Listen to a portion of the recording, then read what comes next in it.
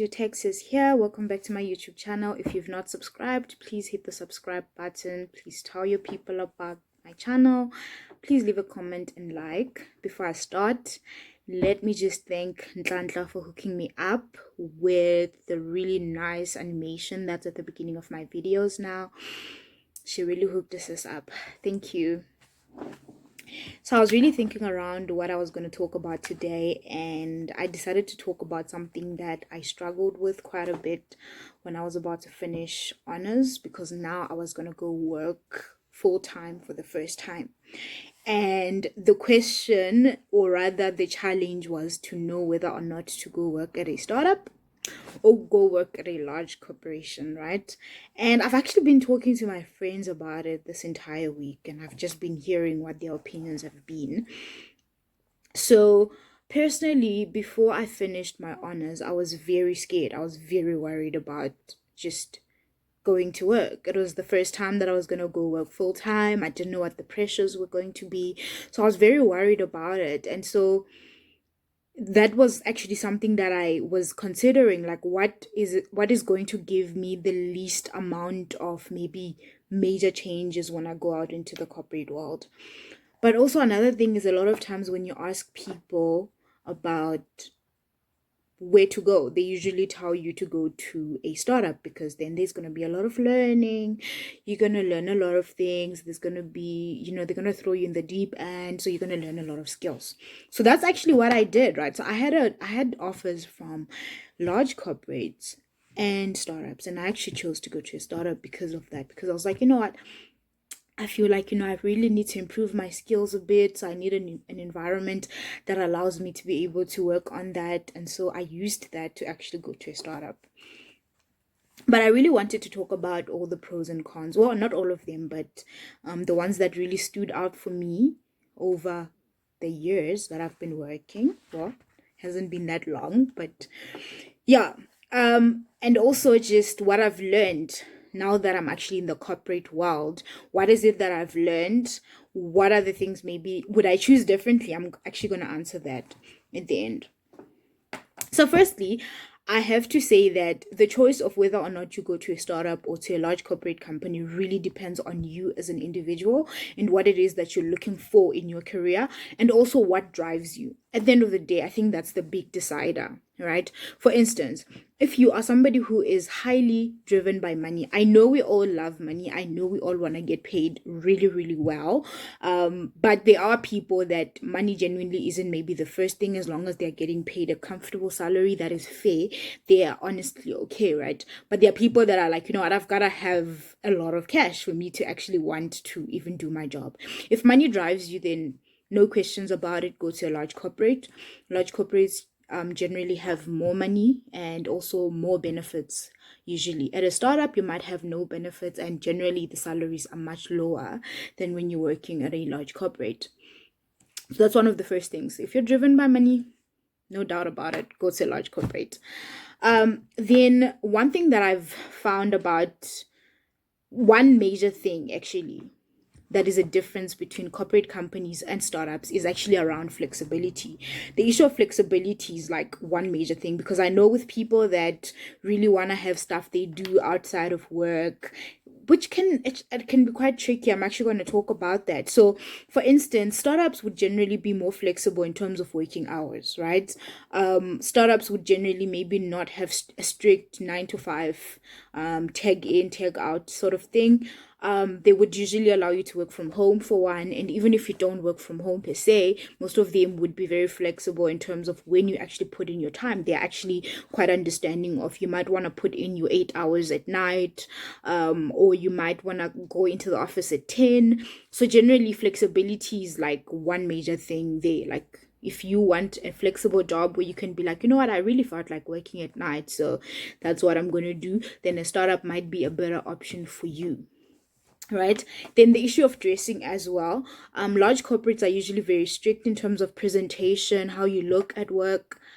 I've seen my colleagues wearing flops, guys. So I'll tell you that dressing, startups, it's not that deep, honestly. It's not that strict. Usually startups are very goal driven.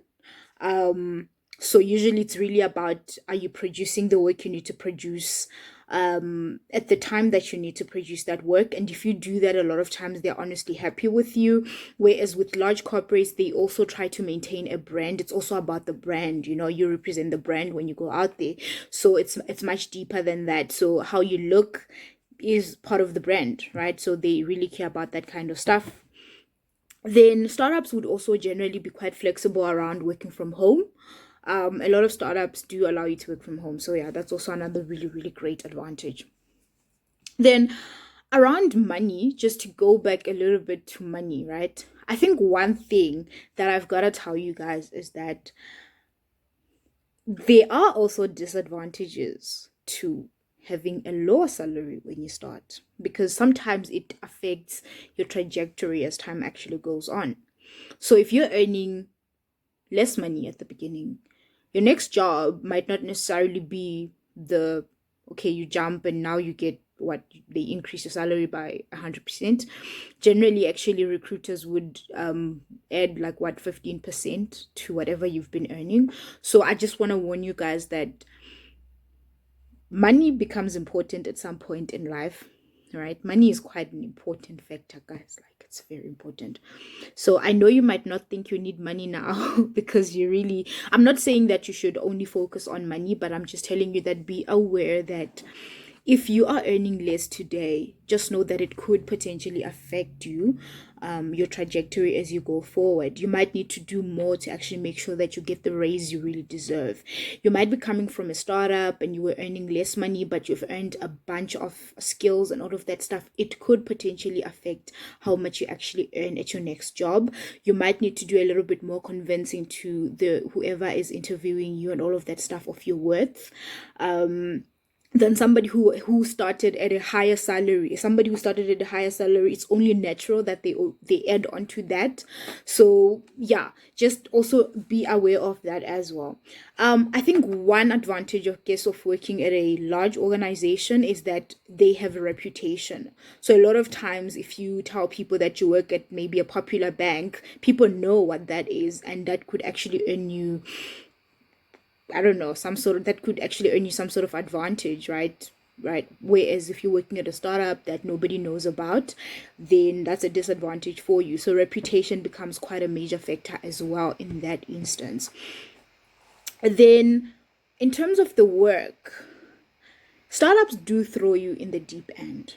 So usually there is less mentorship because a lot of times you don't really have that, a large hierarchy of, okay, I've got this person that I report to, then there's another person. You could literally be working directly under the co-founders of the company, which is an advantage because you learn quite a lot as well in terms of skills. You learn more than the tech, you learn the sales. It's really easy to just go to somebody who founded the company and be like, I'm really interested in learning about sales. So maybe can I go with you to some meeting so that I can just listen in and learn a few things? So that's an advantage, and that's something that you're not going to get at a large corporate company, right? Like, you can't follow people that are like up there a lot of times. So mentorship for in terms of like other skills besides the tech are easier to get, are more accessible at startups.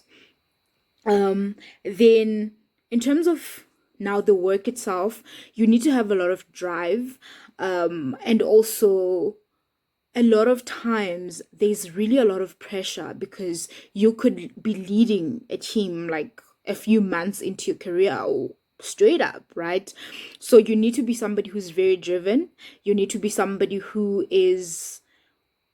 has the motivation within themselves. Like, you shouldn't be somebody who wants somebody else to be bringing in the motivation because they are your mentor or they are your senior or whatever. You need to be somebody who can learn on the go, be somebody who's very proactive. Like, if we have a project today that needs these skills, go for it. Like, go learn those skills over the weekend, come back, figure it out, right? So startups are about figuring it out. You're going to be thrown in the deep end. You're going to have to learn on the job a lot of times.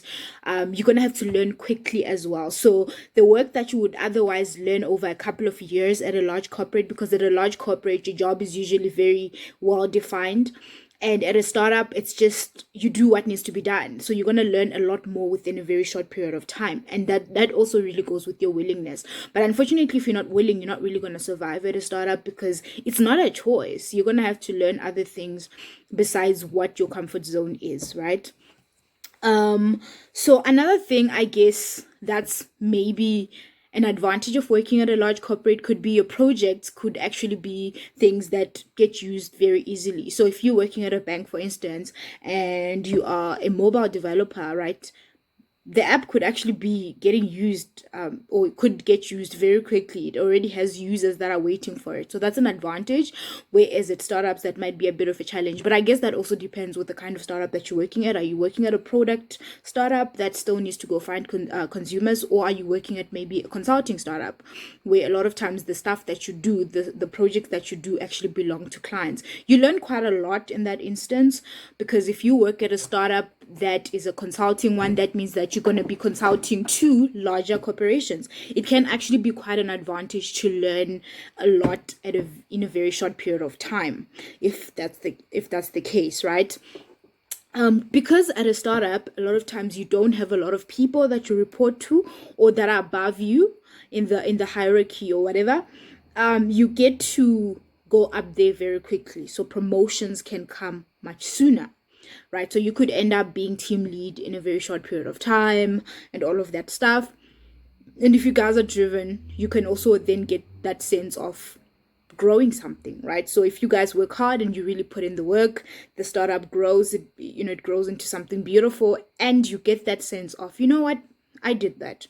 So they can be, if that's something that drives you, seeing things grow and knowing that you were a part of it, then hey, go to your startup, because when it grows, maybe after 2 years, it's, everyone is talking about it.